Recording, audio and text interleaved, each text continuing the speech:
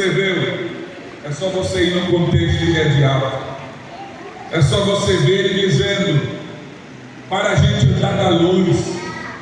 No versículo de número 5 do capítulo 1, ele começa dizendo: esta é a mensagem que dele ouvimos e vos anunciamos, que Deus é luz e dele não há treva nenhuma. Se dissermos que temos comunhão com ele e andamos nas trevas, mentimos e não praticamos a verdade. Mas se andarmos na luz, como ele na luz está, temos comunhão com ele, e o sangue de Jesus Cristo, seu Filho, nos purifica de todo o pecado. Aleluia, Nos Jesus. purifica de todo o pecado. Se dissermos que não temos pecado, enganamos a nós mesmos, não a verdade em nós. Se confessarmos os nossos pecados, ele é fiel e justo para nos perdoar os pecados e nos purificar de toda a injustiça. Se dissermos que não pecamos, fazemos mentiroso e a sua palavra não está em nós. Mas filhos, meus filhinhos, eu vos escrevo a respeito do pecado, para que vocês não vivam no pecado. Glória a Deus. Aleluia. Não podemos viver no pecado. Não podemos viver nas trevas. É assim que João diz. Não podemos andar nas trevas. Por quê? Porque nós somos da luz. Nós somos da luz, aleluia. Quem é luz? Você sabe o que é a escuridão? Escuridão não existe. Pastor, a ciência diz que a escuridão não existe. A escuridão nada mais é do que a ausência da luz. O que existe é a luz. Quando está escuro é porque a luz está ausente. Mas na hora que a luz chega, as trevas se dissipam. Louvado seja o nome do Senhor. Ou seja, você é luz. Jesus diz: vós sois a luz do mundo. Aleluia. Então nós somos luz e temos que brilhar nesta terra. Aleluia. Temos que brilhar nesta terra de trevas, nesta terra que vive debaixo de escuridão. E estar em trevas significa, na linguagem de João, viver em pecado, viver na prática do pecado, viver na prática do erro. Mas nós não, como igreja, não podemos viver na prática do pecado, na prática do erro. Nós vivemos em santidade. Nós somos luz, a luz de Deus iluminou a nossa vida. Glória a Deus. Aleluia. E João escreve os filhinhos: estas coisas desceram para que não pequei. Aí ele diz que se alguém pecar,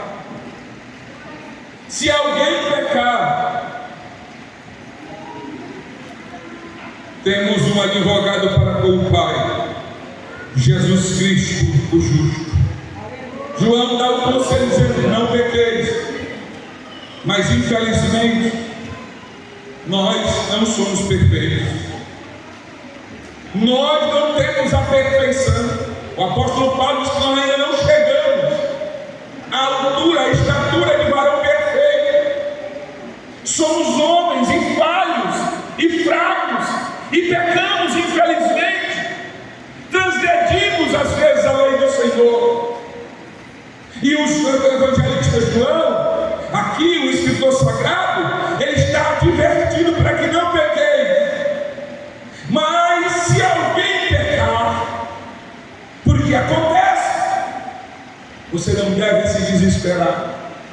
Você não deve querer abandonar a fé. Você não deve querer abandonar a igreja. Você não deve querer abandonar o serviço do Senhor. João diz: escrevo isso, meus filhos, para que não pequeis. Mas se alguém pecar, pode ser que aconteça um momento de fraqueza, ou que eu, ou que você ceda ao pecado. E agora, o que eu vou fazer? Muitos se desesperam e até abandonam, porque são enganados e ludibriados por Satanás, que começa a bombardear a sua mente e a dizer: tu não é mais crente, tu não pode mais estar na igreja, tu não é mais crente. E o inimigo fica bombardeando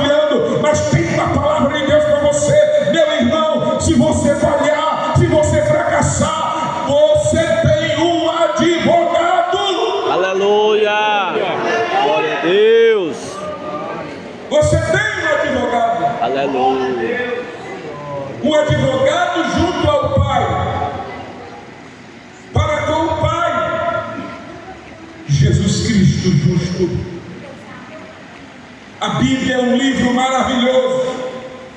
É um livro, nosso livro de regras, fé e prática. Não é assim que a Bíblia não esconde os pecados dos seus personagens. Quando você olha para Adão, Adão pecou. Quando você olha para Noé, Noé também pecou.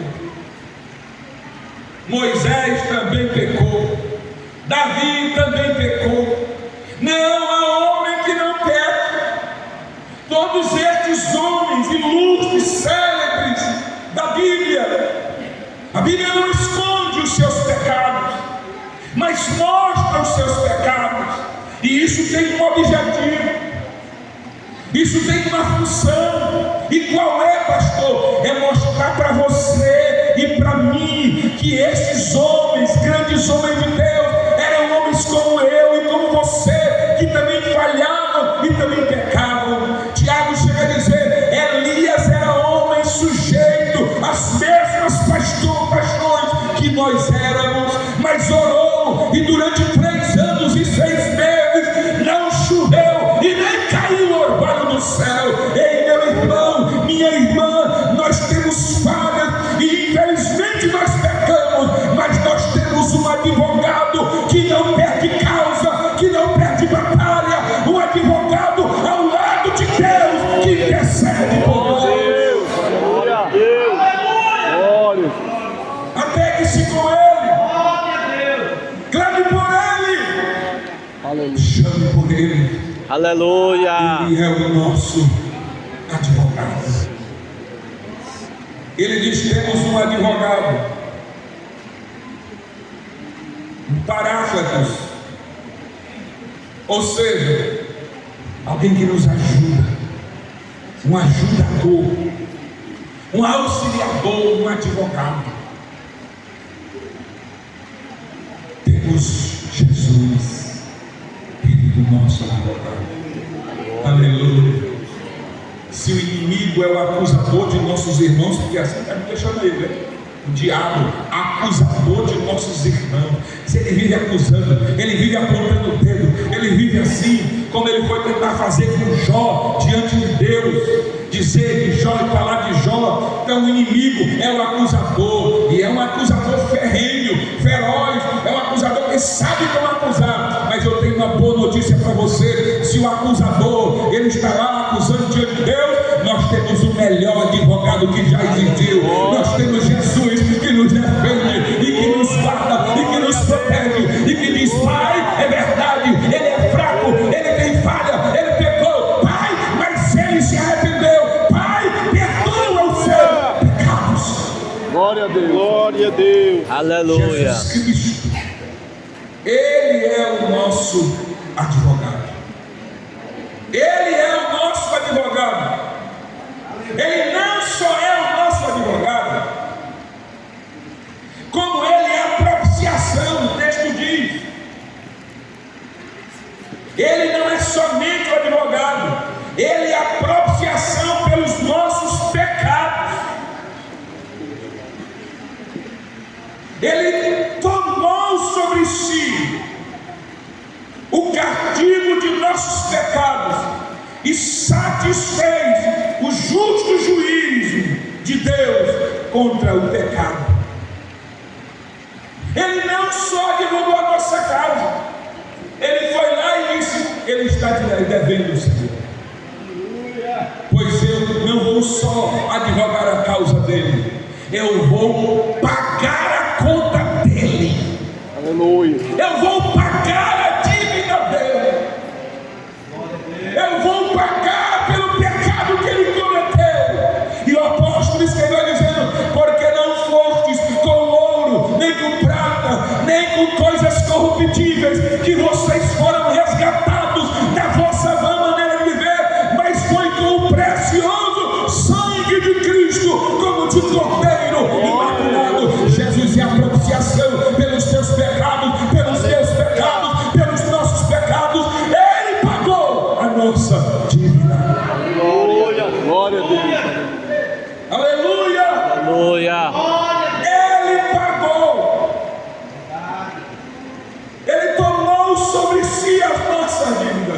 O profeta Isaías escreve dizendo que ele levou sobre si as nossas dores.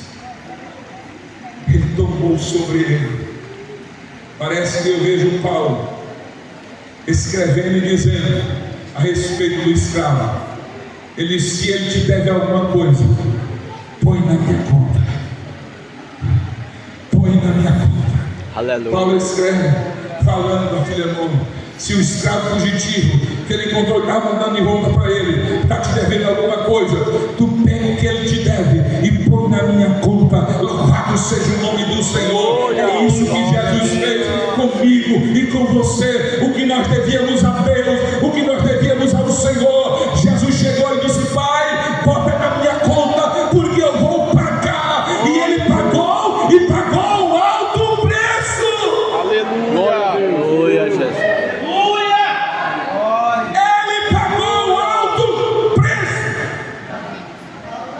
Aleluia. Pai, não tenho o que a Maria te deve, não tenho o que João te deve, põe na minha conta, Pai.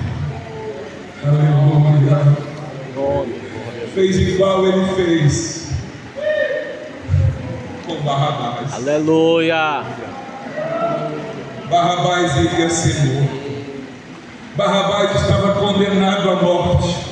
De repente lá estava o criminoso Barrabás, condenado à morte. Mas sabe o que acontece? Aparece um Nazareno. Aleluia. Aparece um homem chamado Jesus. Barrabás ia morrer. Barrabás ia ser crucificado. Barrabás ia ser morto na cruz. Suas pernas seriam quebradas e ele seria morto. Mas de repente aparece um meigo nazareno. Louvado seja o nome de Jesus. Aleluia. E aí Pilatos coloca e diz: a quem vocês querem que eu solte? A Cristo, ou a Jesus chamado Cristo, ou a Barrabás? E a multidão disse: solta-nos a Barrabás, solta-nos a Barrabás. E ele pergunta: e o que eu farei deste homem chamado Jesus o Cristo? Eles disseram: crucifica-o, crucifica-o. Jesus morreu em lugar de Barrabás. Mas a boa notícia é que ele morreu não só em lugar de Barrabás. O texto diz: ele é a propiciação pelos nossos pecados, e não somente pelos nossos, mas também pelo de todo mundo. Em igreja, ele morreu também por causa de mim e por causa de você, para nos resgatar. Nós estávamos condenados à morte, mas ele pagou a nossa conta. Glória a Deus. Aleluia. Você, eu, estávamos condenados à morte. Você, eu, estávamos condenados à perdição. Glória a Deus. Mas Jesus pagou a nossa conta. Aleluia. Aleluia. Você pode glorificar a Ele. Seja Deus. Glória a Deus. Aleluia. Você pode exaltar. Ele é a propiciação dos nossos pecados, e não só dos nossos, mas a de todo o mundo. Isso inclui quem? Inclui eu e você. Inclui eu e você, que também devíamos a Deus. O que nós devíamos? Por causa do nós estávamos devendo ao Senhor. O apóstolo Paulo, ele escreve dizendo que nós tínhamos uma dívida para com Deus, nós tínhamos uma dívida para com o Senhor. Dívida essa, uma escritura que nos era contrária, como se fosse uma promissória, né? Que era contra nós, e esta promissória era dívida, e uma dívida tal qual nós não poderíamos pagar. Não existe ouro, não existe prata, não existe pedra preciosa, nem petróleo, nem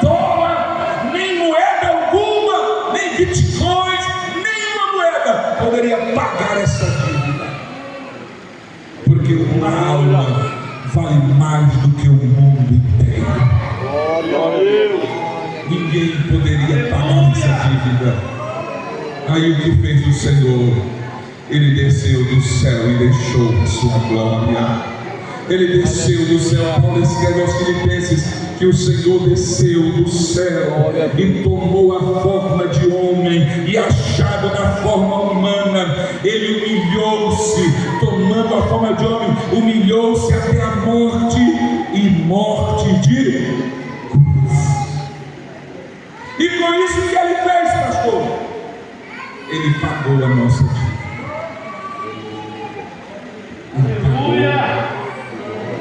Por isso, quando Paulo escreve aos Romanos, no capítulo 5,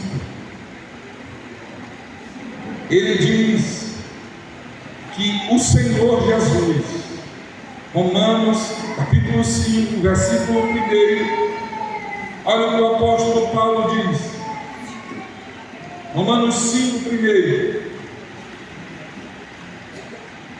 sendo, pois, justificados pela fé. Ou seja, nós éramos injustos, nós éramos pecadores, nós estávamos perdidos, nós estávamos condenados. Mas a Bíblia diz: sendo, pois, justificados pela fé. Aí ele diz: temos paz com Deus por nosso Senhor Jesus Cristo. Havia um litígio, havia uma intriga, havia um arranhão, havia algo que desagradava, entendeu? Nós devíamos a Deus e desagradávamos ao Senhor. Imagine você ter uma conta com alguém que você não tem possibilidade de pagar, ter uma conta com alguém que você não tem a menor condição de pagar. Olha como isso é chato, olha como isso é incômodo. E o que Jesus fez? Jesus chegou dizendo que eu vou pagar a tua conta, eu vou pagar o que tu deve. E aí pagou a conta e nos deu paz com Deus. Aleluia, aleluia, aleluia. Ele é a propiciação pelos nossos pecados, e não só pelos nossos, mas pelo de todo o mundo. Ou seja, diferente do que alguns dizem por aí, diferente do que alguns pregam por aí, ainda tem lugar para a salvação de muitos. Ainda há lugar para a salvação de muitos. Louvado seja Deus. Filhinhos, não pequeis. Todavia, se alguém pecar, temos um advogado para com o Pai, Jesus Cristo, o justo. Ele é a propiciação pelos nossos pecados, e não só pelos nossos, mas pelos de todo o mundo. Louvado seja Deus. Deus nos abençoe. Coloquemos-nos de pé em nome do Senhor Jesus.